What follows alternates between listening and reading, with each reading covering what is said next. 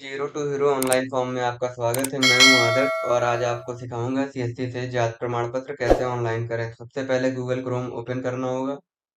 Google पे district type करना होगा। डिस्ट्रिक्ट टाइप करने के बाद में सबसे पहले वेबसाइट district.up.gov.in पर टिक करेंगे। उसके बाद लॉगिन बटन पर प्रेस करके डिस्ट्रिक्ट लॉगिन पर टिक कर देंगे।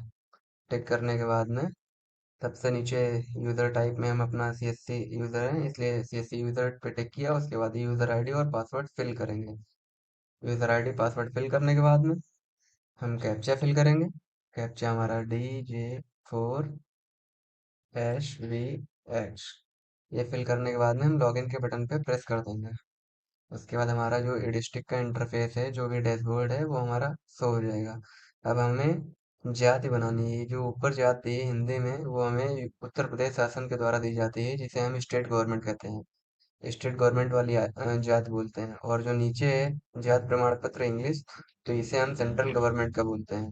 तो इसलिए जात हिंदी वाली मुझे बनानी है, इसलिए हम जात हिंदी वाले पे टिक करेंगे। उसके बाद यहाँ पे ग्राहक का आधार नंबर डालेंगे। कस्टमर का आधार नंबर फिल करने के बाद में हम यहाँ कैप्चा फिल करेंगे 4835A7। उसके बाद चेक बॉक्स पे टिक करके उसके बाद सबमिट कर देंगे। सबमिट करने के बाद में आधार से जो लिंक मोबाइल नंबर है उस पर ओटीपी जाएगा। वो ओटीपी हम यहाँ पे डालेंगे। ओटीपी फिल करने के बाद में हम यहाँ सबमिट कर देंगे। अब हमारा जाति प्रमाण पत्र हेतु आवेदन पत्र का इंटरफेस खुल के आ गया है। अब हम यहाँ पर अपना फॉर्म फिल कर सकेंगे। तो जो कस्टमर है, कस्टमर के पिता का नाम, अगर कोई लेडीज है तो वहाँ पे ये पति का ऑप्शन टिक करके उसके बाद यहाँ पे पति का नाम फिल करना होता है। लेकिन ये जेंट्स में है यानी मेल में है, इसलिए हम पिता का नाम टिक करेंगे। उसके बाद बेसिक डिटेल हम फिल करते हैं। हमने डिटेल फिल कर लिया। उसके बाद यहाँ पे मकान नंबर डालना होता है। अगर पता है तो ठीक है, नहीं पता है तो एक स्पेस टिक कर दीजिए।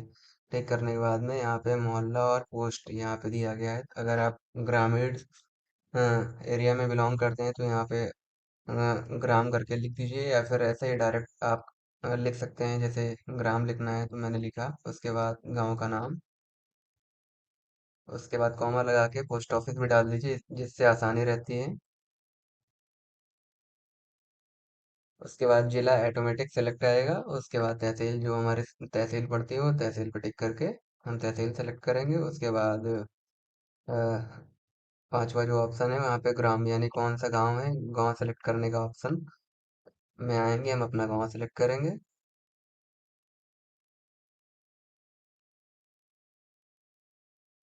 गांव सेलेक्ट करने के बाद में 10वें नंबर का जो ऑप्शन है वहाँ उपरोक्त उपरोक्त पे टिक करके ये ऑटोमेटिक डिटेल फिल हो जाएगी।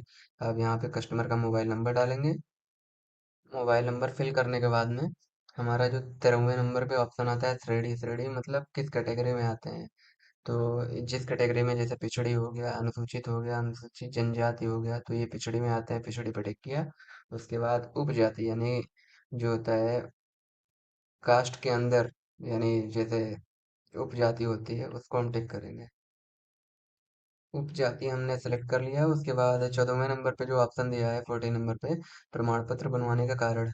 अब इसमें आप एसेंशियल वर्क, अगर इंग्लिश में अगर हम जाति बना रहे हैं तो एसेंशियल वर्क डाल सकते हैं, नहीं तो हिंदी में आप आवश्यक कार्य डाल दीजिए। या फिर आपका जो पर्पस हो, किस पर्पस से आप बनवा रहे हैं, वो भी कार्य डाल सकते हैं। लेकिन ज्यादातर लोग आवश्यक कार्य डालते हैं, इसलिए आवश्यक कार्य डाल दीजिए। उसके बाद 16वें नंबर पे आपका जो फैमिली आईडी यानी राशन कार्ड नंबर ऑटोमेटिक आधार से जो जुड़ा होता है वो दिख जाता है। उसके बाद 18वें नंबर पे मुझे डॉक्यूमेंट अटैच करना है। कौन कौन से डॉक्यूमेंट, इसमें 3 डॉक्यूमेंट मैंडेटरी होते हैं। एक तो फोटो कस्टमर का, एक तो स्व प्रमाणित घोषणा पत्र, इसको मतलब कस्टमर खुद ही वेरीफाई करता है जो मैंने डिटेल दी है वो सब सही है, कुछ गलत नहीं है। उसके बाद तीसरा आधार कार्ड। अगर आधार कार्ड है तो ठीक है, नहीं तो हाई स्कूल मार्कशीट से भी काम चल जाता है। तो अधिकतर लोग के पास मार्कशीट नहीं होती है, इसलिए फोटो हम सिलेक्ट करेंगे सबसे पहले।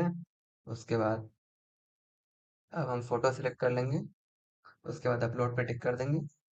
अपलोड करने के बाद में देखिए यहाँ पे दिख रहा है फोटो अपलोड हो चुका है। उसके बाद अब आते हैं दूसरे ऑप्शन पे, स्व प्रमाणित घोषणा पत्र पे। अब यहाँ चूज फाइल करेंगे, स्व प्रमाणित अपलोड करेंगे। अपलोड हो गया। उसके बाद तीसरा ऑप्शन है अन्य, इस पे जाएंगे। हमारा डॉक्यूमेंट का प्रकार है आधार कार्ड। उसके बाद फाइल अटैच करेंगे आधार कार्ड की। अपलोड हो गया हमारा। अपलोड होने के बाद में यहाँ पे हम कैप्चा फिल कर देंगे।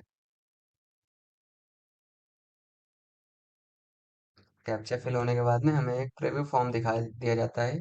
यहाँ पे लिखा है आवेदक आवेदन अभी तक अग्रेसित नहीं किया गया है एवं जनसेवा केंद्र में विचाराधीन है। मतलब अगर कोई भी त्रुटि हुई है आपके द्वारा तो वो सही कर सकते हैं। यहाँ पे आवेदन संशोधित करे पर टिक करके आवेदन संशोधित कर सकते हैं, लेकिन हमसे कोई त्रुटि हुई नहीं है।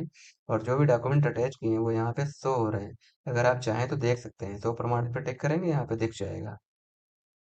आधार कार्ड पे भी टिक करेंगे, वहां भी दिख जाएगा। फोटो पे भी वो भी दिख जाएगा। अब हम दर्ज करे पर टिक करते हैं, आगे बढ़ाना चाह रहे हैं। अब हमें पेमेंट गेटवे पे ले गया है, जो कि हमारी आईडी है सीएससी के थ्रू। ये डिस्ट्रिक्ट मुझे मिला है, इसलिए सीएससी पासवर्ड डालना होगा। सीएससी का पासवर्ड हम डालते हैं। वैलिडेट करेंगे। वैलिडेट हमारा हो चुका है। अब हम अपना वॉलेट पिन डालेंगे, जिससे हमारा पेमेंट कटाया जा सके। ये पेमेंट सक्सेस हो चुका है यहाँ पे। अब हमें पेमेंट सक्सेसफुल का मैसेज भी आ गया है। प्रोसीड और फॉरवर्ड टू अप्रूवल अथॉरिटी के पास भेजने के लिए यहाँ पर टिक करें। ये हमारा फॉर्म भेज दिया गया है। ये हमारी पावती रसीद है।